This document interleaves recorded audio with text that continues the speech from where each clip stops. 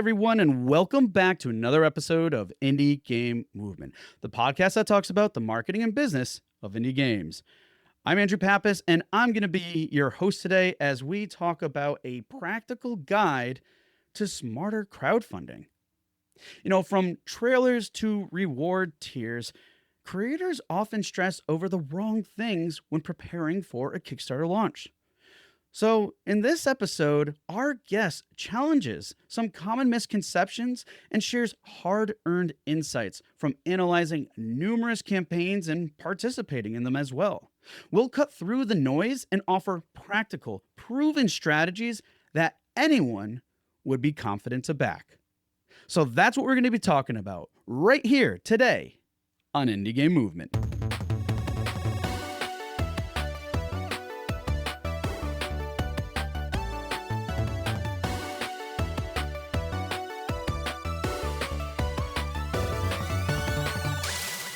Hey, everybody, and we're back. And today with us, I have Thomas Bidaux. Thomas, how's it going, man? And thank you so much for being here today. I'm doing very well. Thank you for having me. Well, it's definitely a pleasure. And, folks, for those of you who don't know Thomas, he is the CEO of ICO Partners.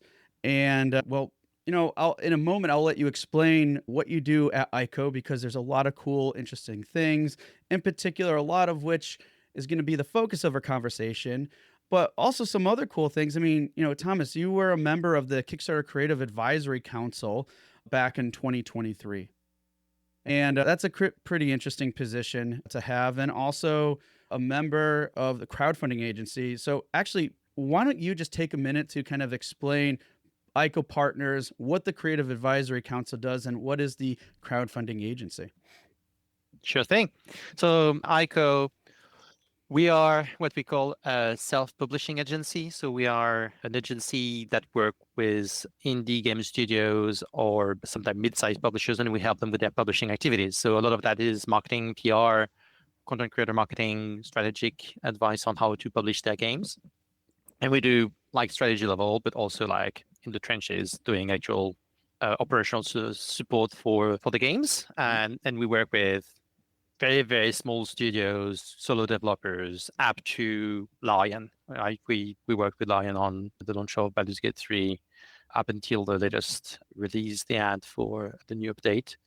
So that's kind of like the range of the stuff we work with. We are based in the UK. We are a multicultural, multinational team, 18 people. And yeah, we do a bunch of stuff. And yeah, on top of that, I have that weird cast hat of being a crowdfunding nerd specialist. So we do work with a bunch of studios who, among other things, want to do crowdfunding campaign, in which case I'm the lead consultant to accompany them. But also means that I have that role. I had that role with Kickstarter, part of the Creator Advisory Council, CAC. That's a year, like 12 months role within Kickstarter. They bring people from all the different categories like fashion, gadget, design, stuff like that, including games. And that council basically guide Kickstarter about new features, policy, things like that to get them actual advice from people who run crowdfunding campaigns. So I had that role for games, specifically video games, 2022, 2024, and that's a yearly rotation. So I'm out of that role, but I'm still, talking regularly with Kickstarter because I run a lot of campaigns. I need to. And the last thing you mentioned is like I have another very small agency based in France that help people with their crowdfunding campaign. That's called the crowdfunding agency.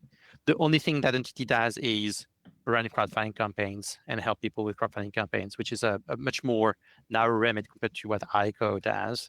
And that agency works on both video games and tabletop game. But yeah, we see a lot more demand from tabletop because tabletop and crowdfunding is it's a match made event in many ways. So that keeps that agency very busy on that front. Yeah, that's it. Lots of crowdfunding, which is good because that's what we're here to talk about. But on top of that too, when you're busy with all that and everything, you're still involved with other organizations such as Women in Games France, and I mean you have done numerous talks, one of which is the latest from GDC this past year, which I believe is on the vault right now. Correct. It's free on the vault, which is double good, right? Excellent. So anybody can go to the GDC vault and and watch it, without having to pay. So And what was that titled? the exact title was Crowdfunding Video Game in 2025. I think it's like actual advice from successful campaign from last year or Okay. something like this. I could probably find it. Yeah. I don't know it Well, top we of my can head, but that's we could probably yeah. link it in the show notes anyways, but check out Yes. the vault. It's going to be Thomas Bidaux, and it will be about Kickstarter. So that should be Yeah. pretty easy to find because I know they have like a search feature or whatever too. So That's how I find it. I put my last name, which Yeah. is very unique in the way it's spelled, and I find my talks that way. Awesome. Well, thanks for sharing more details about everything about what you do and everything else. But you know what? We want to take a moment to get to know you a little bit more. And folks, as some of you are already probably familiar with, we're going to do that with the Q box round, which is just a series of rimmed questions I've prepared here for Thomas today. So Thomas, are you ready for the Yep. Q box round? Oh, I'm ready. he's ready. You could tell. He was like cutting me off and saying, "Let's go." All right. So first is, what's one habit you have that has contributed to your success? So it's a bad habit. It's yeah, it's the and I say that in a genuinely, right? It's the I have the habit of saying yes. I started in '99, but ICO, which is my company where I can say yes, nobody can tell me otherwise, has been around since 2008. So it's been 17 years. And I've probably said yes to stuff I should not have said yes over the years, a number of them, especially at the very beginning. And it has led to lots of good things. So I would not advise people to do the same thing as I do, saying yes to more things than they should. But that's definitely contributed a lot to us being successful because we said yes to things that other people had passed on, that led to wonderful relationships, to great projects. Like we were very lucky to be involved extremely early on with League of Legends as a marketing PR partner. Like out of beta, nobody wanted to review the game. Nobody was like necessarily seeing how to promote that game that was difficult to sell at the time because you had to play to see it. And that was great for us. That saying yes to them was definitely absolutely great. But at the time, it was not obvious. It was not easy to know that they would become so successful. And we worked like 4 years with them. So we went from nobody wants to work with them to through that, like it's a phenomenon in itself that was a lot to tackle, right? So yeah, that's definitely something that I still have the habit of saying yes. That's a lot of what I do with, like on the crowdfunding side, for instance. We, as an agency, we work with lots of people. But the moment we are engaged to do operational marketing, it involves like multiple team members and we need to work on the workflow very tightly to make sure that we did a very good experience on the work we do with the different partners.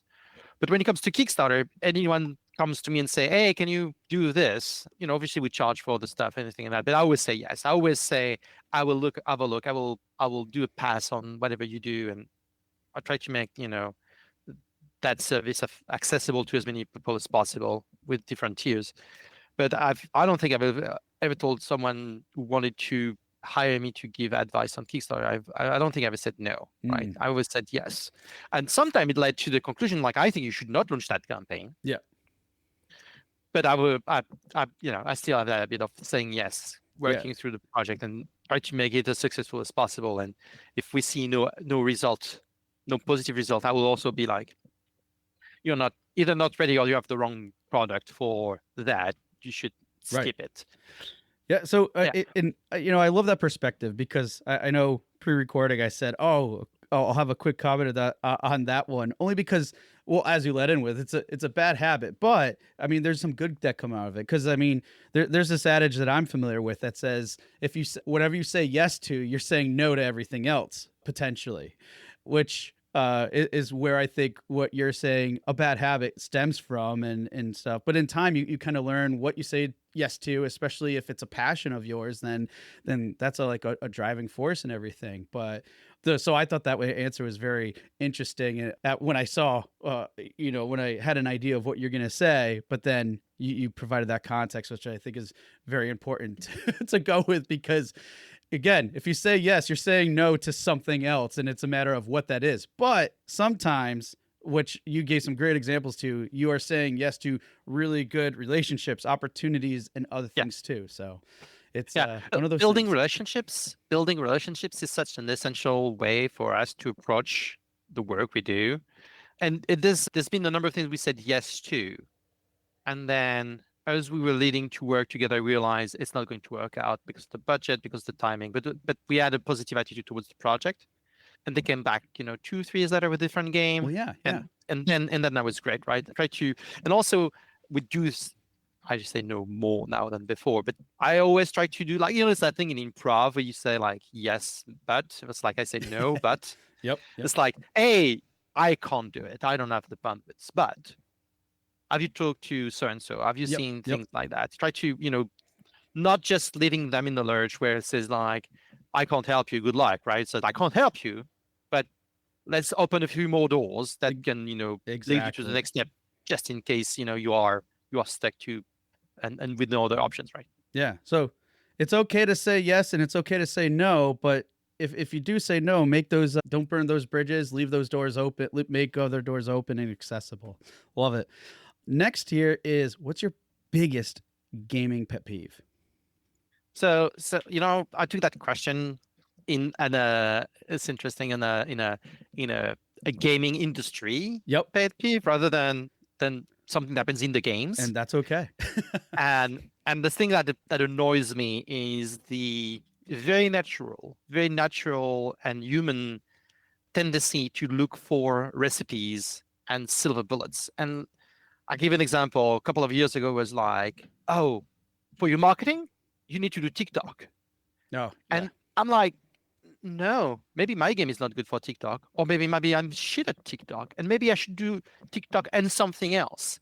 And that tendency, we try to narrow down the problem to a single solution, to a single recipe that people have to follow to be able to be successful, because something more complex is terrifying. Why do you mean I need to do 3, 4, 5 different things to have a chance of being successful?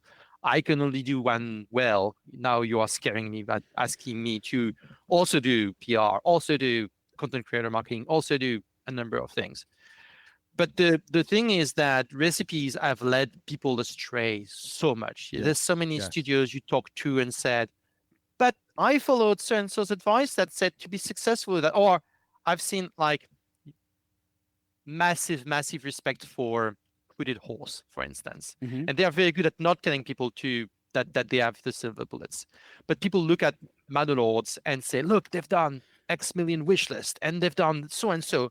So we should do the exact same thing they did and we will have millions of wish list.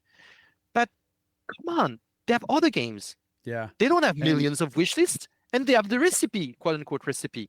That means it's not like that simple. This is obvious just from their own examples. And when people try to distill these things, that's kind of like you are trying to find the solution to your own problem somewhere else.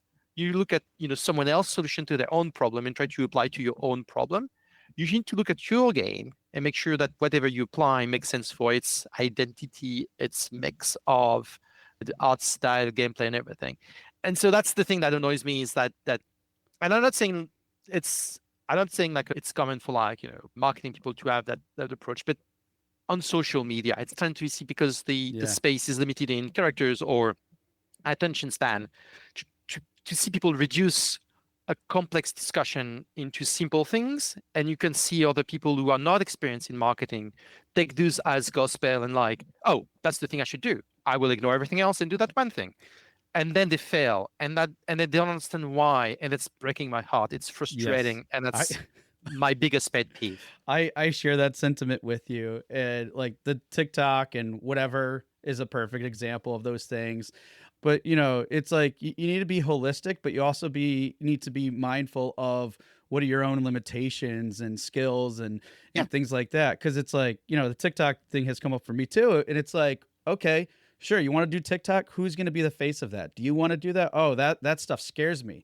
Well, if it doesn't jive or work with you, then how is that going to be effective? And you're pushing yourself, you're forcing yourself into doing something that maybe you could like, but sounds like a strong chance you won't. So how is that really going to get you forward?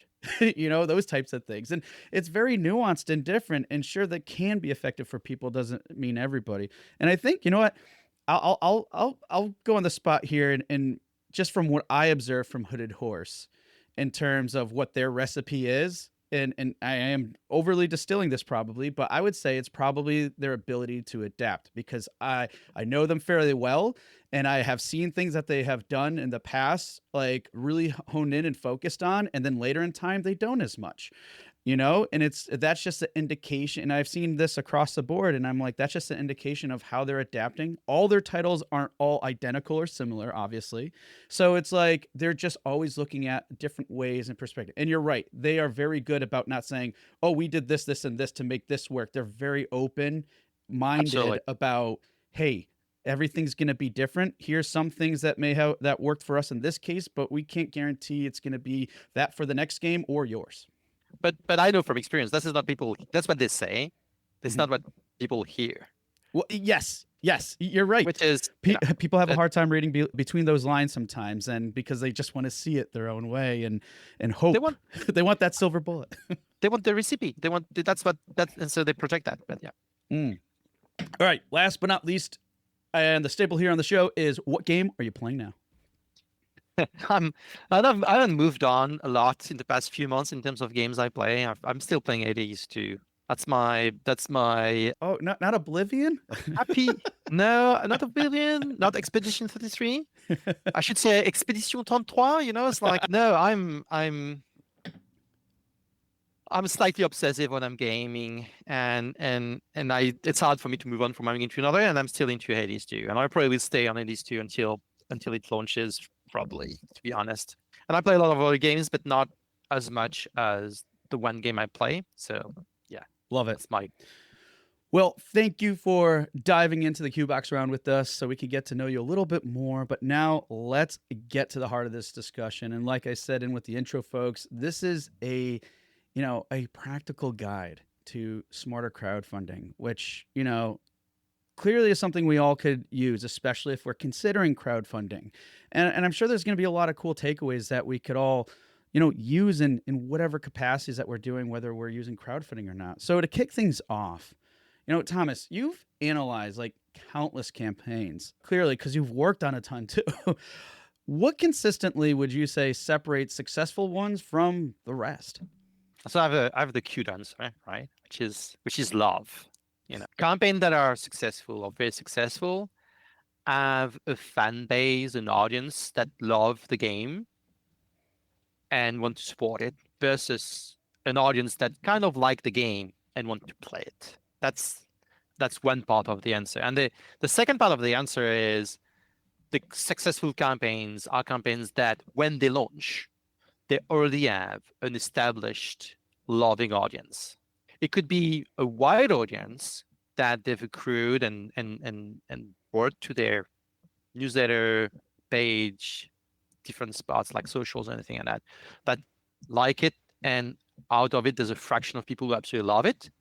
It can be an audience that they've curated and say, these are the people that really love that genre. We'll talk to them exclusively as we lead to a campaign, and then they go wider from there. But they have people to talk to bring to on their campaign page. I think so. Kickstarter is 26 years old. No, 16 years old today. 2009. 16 years old today. 15 years last year. It started in 2009. Video game, quote unquote, started in 2012, because before that there were video game, but they were not as successful until Double Fine Adventure made its multi-million success. I'm losing the point I want to make there. The idea was, at the very beginning of Kickstarter and video games love story in 2012, there was there's a game on Kickstarter, I want to check it out. And so by putting your game on Kickstarter, you were creating visibility for the game, because people were exploring that new thing that was called Kickstarter and crowdfunding. But after the first 2 years of that was gone. Media also got like, well, I'm not sure I want to talk about Kickstarter campaigns, because these are things I'm not sure, not quite guaranteed to be done. So I want to be careful about what kind of credibility I give to these projects. And the mix changed. And I think there's still some kind of like romantic idea that's still lingering sometime to oh, but if I put my campaign on Kickstarter, then Kickstarter will bring people to my project. This is not true. What's happening is that you go to Kickstarter and then you bring your people to Kickstarter. Mm. That's the platform allows people to be confident with the payment system, being familiar. They already have an account, and there's benefit on going to the platform. And then once you have a success, the algorithm kicks in, and then people hear about it, and then there is my friend back this kind of notification you have in the system. But at the very, very beginning, if you start with zero, you will have zero. Like it's an amplifier, but you need a base to amplify. And that's what all these like successful campaign add. And if you go back to the beginning of Kickstarter success, Tim Schafer had an audience. Tim Schafer had fans. There was a period of time where people were like, oh, you need to bring back a game for the nostalgia effect. Well, nostalgia is a form of love. The people who are nostalgic about this game, they love this franchise. You can make a modern game that people love. It will work equally well. It's just like nostalgia could be a shortcut that people associate with. But yeah, that's the thing. It's like, that's the frustrating thing as well. It's like Kickstarter in its concept, in its initiation, was like, we want to help people kickstart their project. We want them to be at the very beginning and grow from there. And it's not like a will from the people running the platform that it has moved on. It's just a reality of the Yes. ecosystem. But the ecosystem now, as it moved on to, it's not something that's good to kickstart anything. It's something to midway through start or kick. I don't know what the right English phrasing will be for that, but you need to have something to showcase already. You need to have an audience already interested in what you do to be successful. And that's, very, very true for all the current campaigns I've seen for the past, let's say, 2 years. Yeah. I love how you opened with that and really like distilled it into it's about love, right? But there's two paths here, as Thomas laid out. One is, love in well, again, we'll translate love into a fan base and loyalty, right? So there's one, let's say on the studio side or whatever. If that studio, that creator already has a following, well, then that gives you that much more to work with, amplify everything else. But then on the other side, and again, it sounds like these things go hand in hand. It can't just be one or the other necessarily.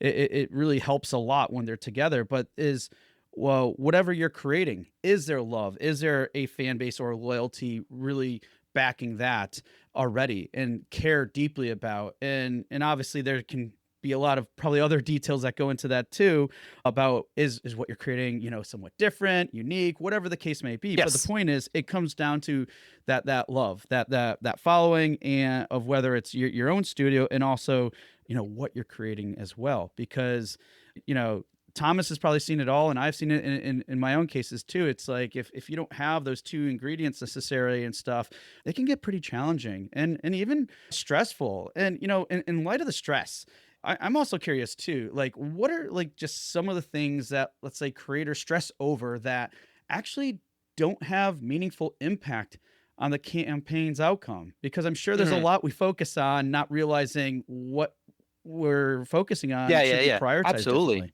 Yeah, absolutely. So I think the number one thing people stress over that, in my experience, doesn't have the impact they expect is the Kickstarter video.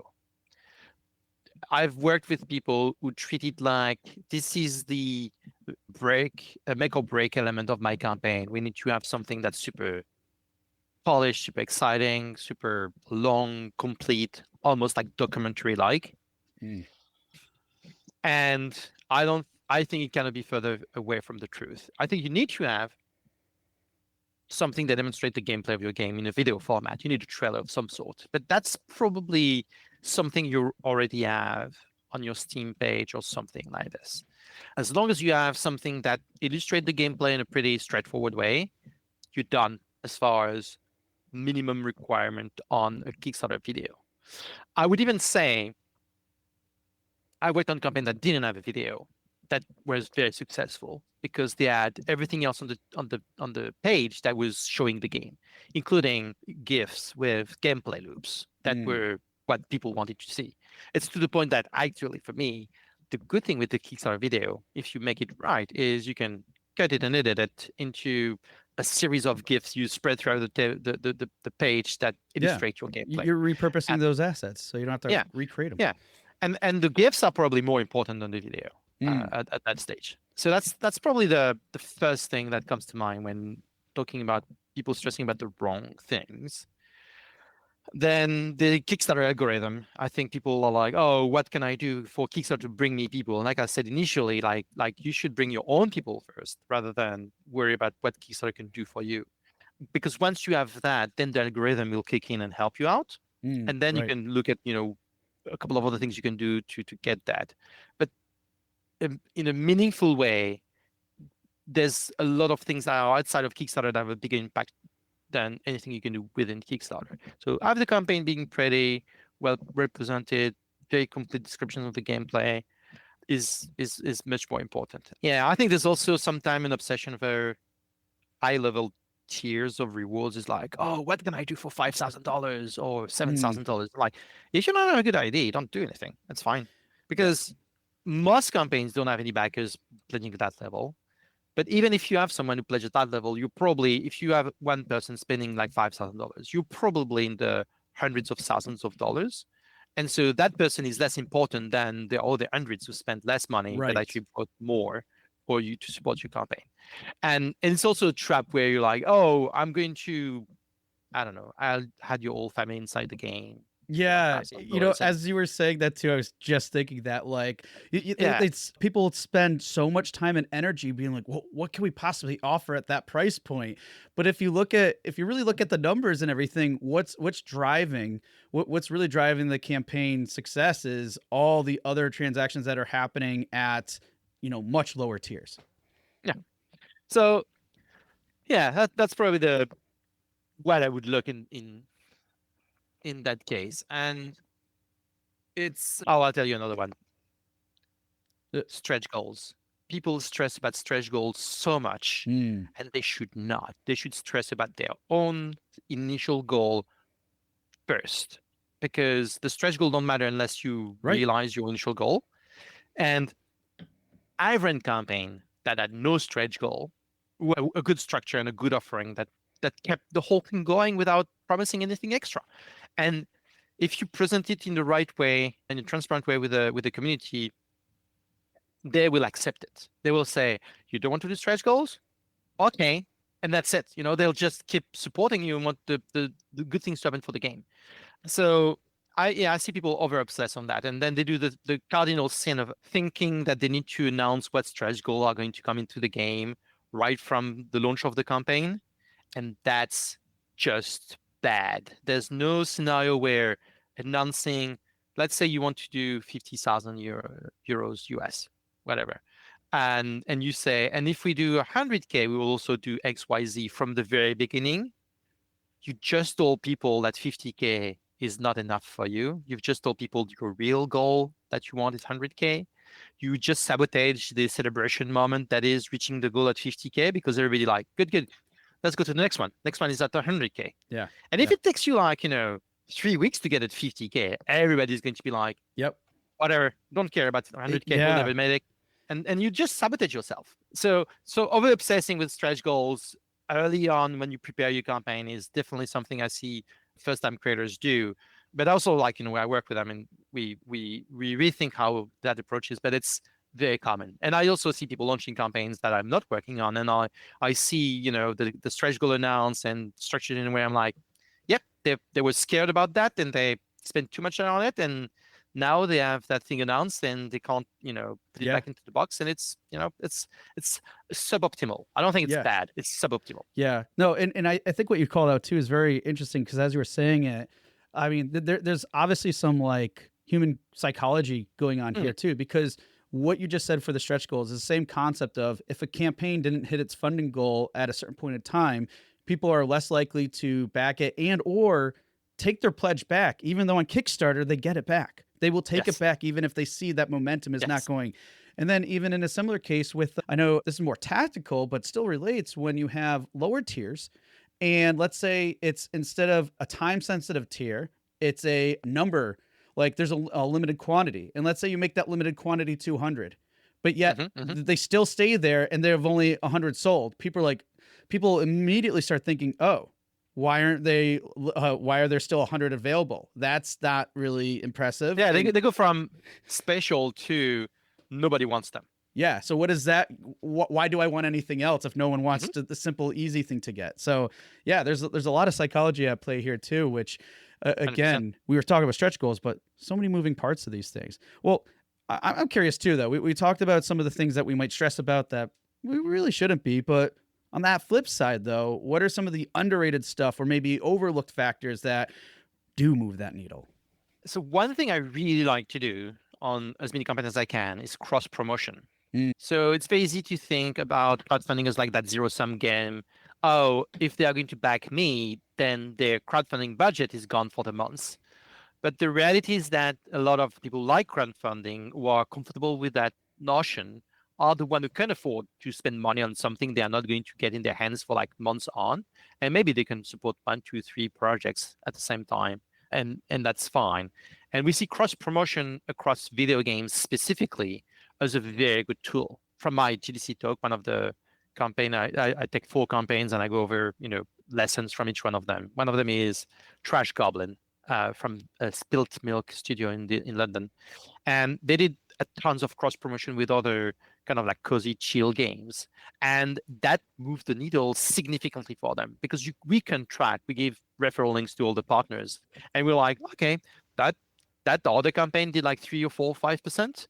That move that needle. That means that if they got backers that didn't come through that referral link because they were aware of it in some other form, that's a worst case scenario. They did 3, 4%, and you accumulate them, many of them, you suddenly have like 15% of the total of your campaign.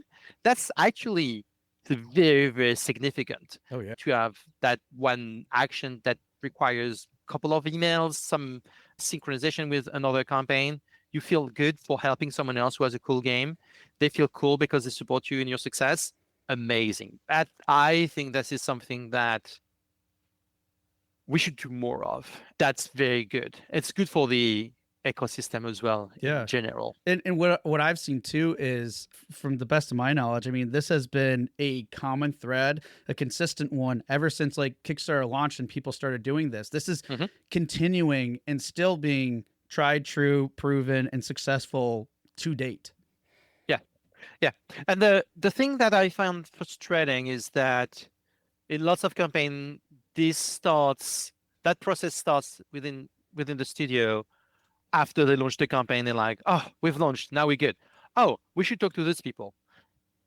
It's so much more efficient if you can talk about it like in the months leading to it. But it requires you to identify other people who are going to have campaign Yeah. active, not say live, but active around the same time as you, right? Because one of the most successful cross promotion for Trash Goblin was with Tavern Talk, and Tavern Talk was finished at the time, but they were still doing Kickstarter updates, and that's Mm. what was important. And so the deal with those cross promotion is like, you scratch my back, I scratch your back. And if we have campaigns that are live at the same time, it's very easy. You do a Kickstarter update, you mention me. Next time I do a Kickstarter update, I mention you.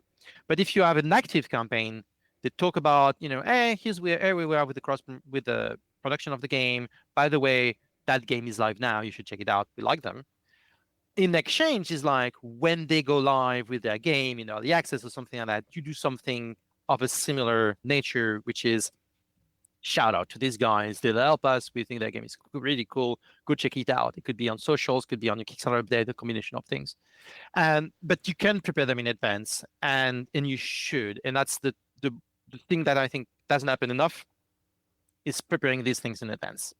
Yeah. And, I think an important point to call too is it's, if you're doing it in the moment, it could probably the receiving party, the one that you're asking to do that cross promotion, could look at it as like, oh, you want a favor, right? Hmm. It's not as much as, hey, this is mutually beneficial for us. Whereas if you take that time not just to plan, but then reach out, establish that relationship and that connection first, then it's more likely like, yeah, this is going to be a team effort. It's benefiting both. Yay, this is a perfect scenario. And yes, it can be tricky to identify who's an ideal person or studio to Yeah. cross promote with. I mean, there's obviously the active campaigns to look out for, which that's the tricky part. But you brought up another good point. It's just like if they're still active with updates, and let's say it wasn't too far from the campaign, and the Mhm. energy is still high with that community, or even if it's been a year, but they're still super active in getting those updates to those community members, there's a good chance that those members are still active backers and stuff, and they may find it like worthwhile. So it's a look at all opportunities, I'd say, and I love those points that you made because totally valid and all little things that are gonna really help move the needle in the long run. Yeah. Yep. I will add another thing that people don't do enough, which is a very it's that one simple trick, you know. That's my silver bullet recipe that you should follow. Sorry about I had to do it. The games team at Kickstarter is super accessible.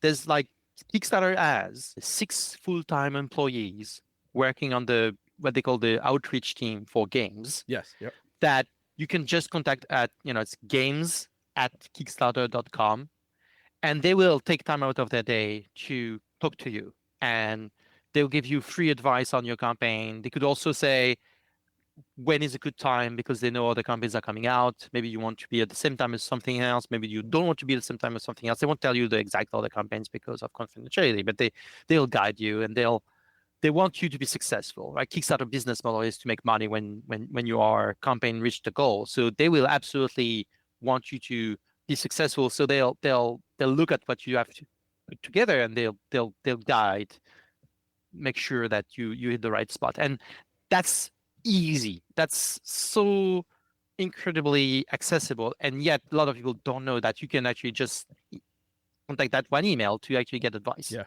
Yeah. No, that's another good point too, because the more insight you can get, especially from professionals, especially from the team of Kickstarter, the more prepared you're going to be. Now, I have a quick, I'm pretty sure this is a quick question, but timing. I know some Yeah. people can really stress about timing even. Like, Mm. does time of the year or even day of the week matter to impact campaign performance? So let's go with So like year and then week. yeah. So time of the year, again, in my experience, which and look, I look at a lot of data. That's how I started to get interested into crowdfunding. I did data mining on Kickstarter.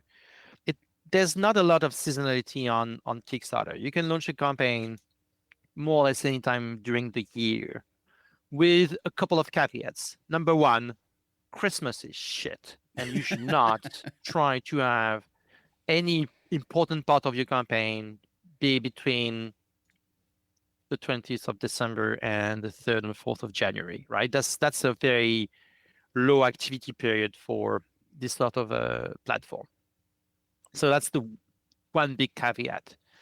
The other one is we have as an industry seasonality that doesn't necessarily affect Kickstarter, but affect our ecosystem. So, for example, if you want to do a Kickstarter during the months of June, when you have the Ghost of E3 Past, like the new showcases, the Summer Game Fest, all that sort of things that suck a lot of the oxygen from media awareness and things like that. So launching a campaign right at the beginning of June when this new Nintendo Switch 2 is going to launch, or right after that when the Jeff Keighley show is coming up, all that is not ideal, right? If you have your community lined up and they love you, they won't care, it won't affect you. If you are counting on like media attention, other people shouting out about how cool your game is, you probably should do a moment where they are not distracted by one big shiny object, right? Don't, yeah, May 26, 2026, is going to be so good day to not launch your Kickstarter, Mm. for instance. That's GTA 6 for everybody who's not paying attention on the news from last week, because I know we're releasing the podcast next week. Yes. So, but beyond that, I've launched campaign in the summer. I've launched campaign in June. I've launched campaigns at any time during the year, and they were fine. They didn't suffer from what time of the year they launched. So you're fairly resistant to that. Just make sure that you pay attention to the ecosystem you depend on, right? Yep. And then the other one was day of the week. Mm. So you have to understand Kickstarter crowdfunding as two bigger moments during the campaign. So my recommendation is to do about 30 days. It could be 29, it could be 32, depending on what day of the month, what day of the week it all finishes. It's roughly 30 days is good. But you want your campaign to start and finish on weekdays, because these are the two main period of activity. People are very excited about the beginning because it's the beginning of the campaign and number move quickly. It's exciting. We want to be part of that.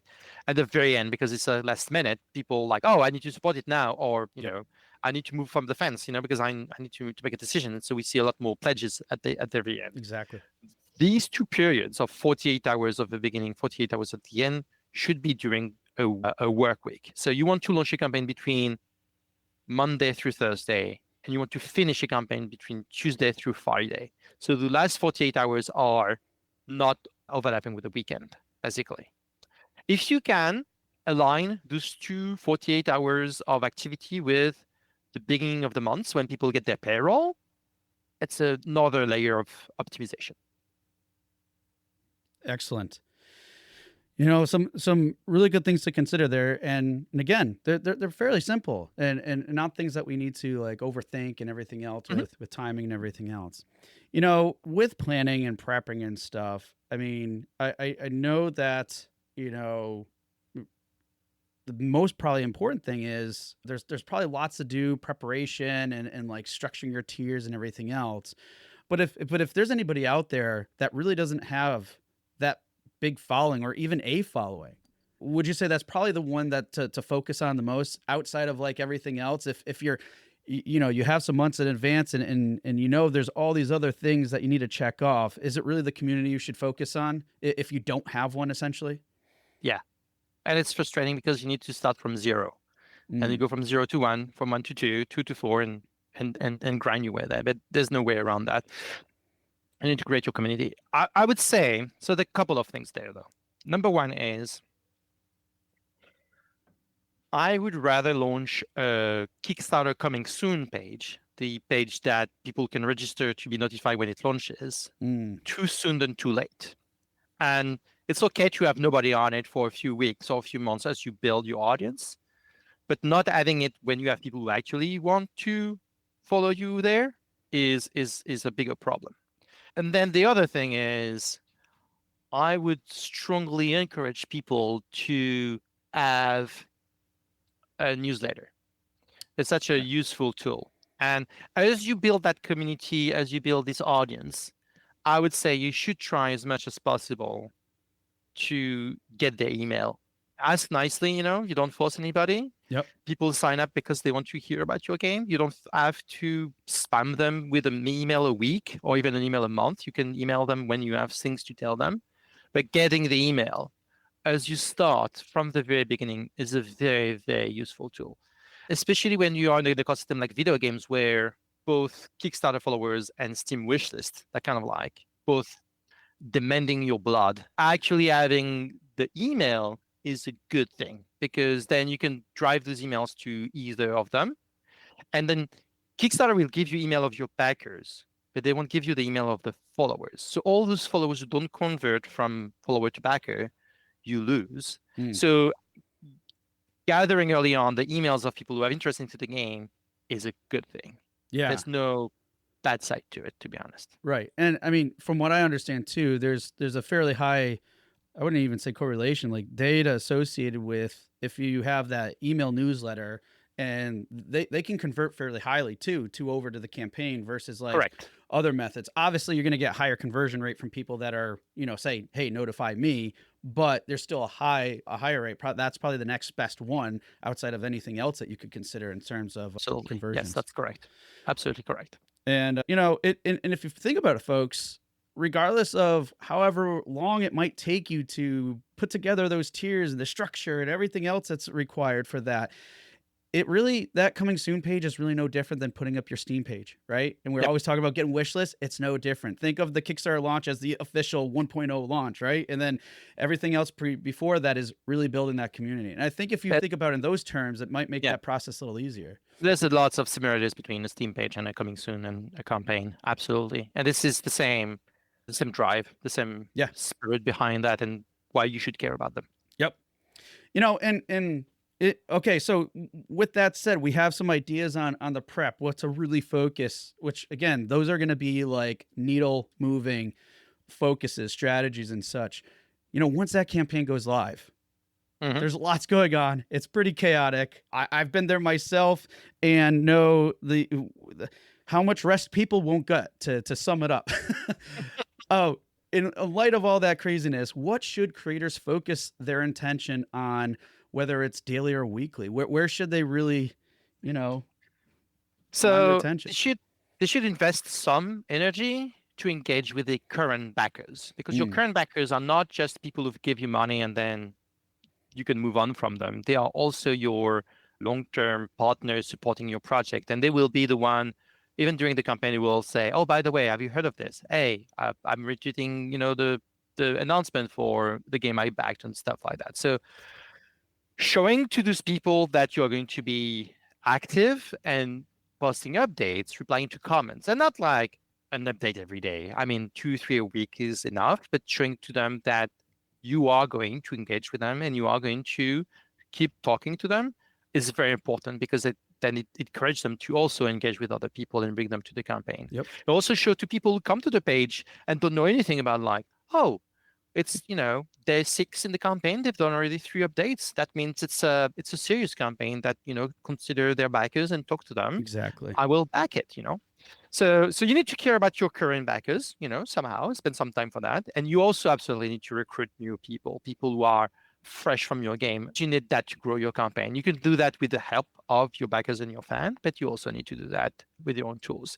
There's a very simple, truth for crowdfunding. It's like crowdfunding. You can see if advertising works Yep, lightning fast. Within 2 days, is my ad bringing enough backers for the money I spent? And this is so powerful. We are nowhere near the black box of Steam, where you spend money and you think it's worth it. This is like, I spent $100, I got $500 back. Let's spend more, kind of like exactly. relation. Yep, And I think that's really good to have. My advice is, like, you probably want to experiment with ads before you launch your campaign, so that when the campaign launches, you already know which visuals are more efficient, which demographics responds to the game theme and stuff like that. But it's a good thing to do. If you are at a loss to what to do, this is probably the first thing I would say. Let's try that, because that is something that it's pretty straightforward to put together. You are not depending on any third party to help support, give you visibility, even though I think content creators can be very good support for a campaign, for instance. And you can see immediately if the result is there. And it can scale somehow. It doesn't scale yes. to infinity, but it scales up to a point. So it's a good thing to basically try and do. Yeah, absolutely. And I mean, in a kind of good way to look at this too. If you look at any, or I would say most major Kickstarter agencies out there, I would say most, if not, yeah, probably most majority would. One of their things that they offer for support is going to be running ads, because they have that attribution in place. They know if they put 100 in and get Hmm. 500 Hmm. back, then it's effective. Let's keep doing more. You have that clarity and insight. And what Thomas said too, which I would highly back as well and support, is, if you ever plan on running ads in the future, or just want them on your own campaign and not someone else's, like an agency's, then run ads first and beforehand. Because I know in particular with a platform like Facebook, for example, it could take you like several weeks before they let you run whatever daily budget you want. And you don't want to be in a situation where you're like, hey, let's scale. And I can only spend so much money now, when I know there's potential to spend more. So, but more importantly, it's really about just getting those results, knowing what works, what doesn't. So that way everything's fine tuned. So when you get into full campaign mode and launch, that Hmm. you're hitting the ground running, as opposed to kind of stumbling and getting that right stride Yeah. moving There's a forward. number of things you can find out first, and you can panic about everything else during the campaign, but not these things that you prepared, Yeah, basically. exactly. Right. It gives you more bandwidth to freak out about everything else that may or may not be going right or wrong or whatever. So, Hmm. well, Thomas, I really appreciate, these insights and everything. And as we're coming to a close, considering how much we talked about today, what are, let's say, the main tips or suggestions you would recommend for our listeners today? So yeah, I'll repeat it, because I repeat it every time I talk about crowdfunding. Don't announce your stretch goals. Just don't do it, That's guys. Don't. Yeah. It was my Twitter bio for like years. Those are just stretch goals. And another one would be back a project. Before you go to Kickstarter, find a game or something else. It could be a comic book. It could be, a new razor that's on Kickstarter for whatever innovation they are bringing up. And put yourself in the shoes of a backer before becoming a creator, just to understand the platform from their point of view. That's really useful. And if you feel frustrated, then try to understand why you're frustrated, and then try to understand then why the creator is doing it a certain way, and try to learn from that. And the last tip would be, again, a repeat on it's better to do something too early than too late when it comes to preparing your campaign and having a campaign coming soon page for your campaign. Too early is way, way, way better than too late, because I've worked with people who put their coming soon too late, and the ability to course correct doesn't exist. And you go in a situation where when you push that launch button, it's like lighting a candle and putting a prayer down, because that's the only thing you can do to actually move the needle. Whereas if you are too early, you can learn, you can attempt things, you can trial things, you can learn about your own game and how to talk about it, and course correct. Yeah. Well, excellent advice. One that I would even take to heart, folks. So, do you want with it? But I think it's solid stuff there, and just an overall great summary of our conversation today, Thomas. So thank you again for being here. But hey, if people want to reach out, learn more about ICO Partners, or just talk to you about crowdfunding, what are some links or ways that people can connect?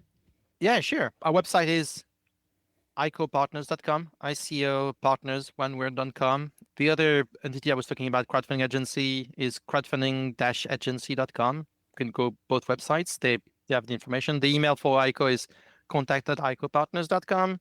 I'm on Blue Sky. I'm ICOTom. If you look for ICOTom, we find me. It's icotom.icopartners.com. I'm on LinkedIn as well. Thomas Bidaux. You'll have my name in the notes for the show. All valid ways to reach out to me and have a chat.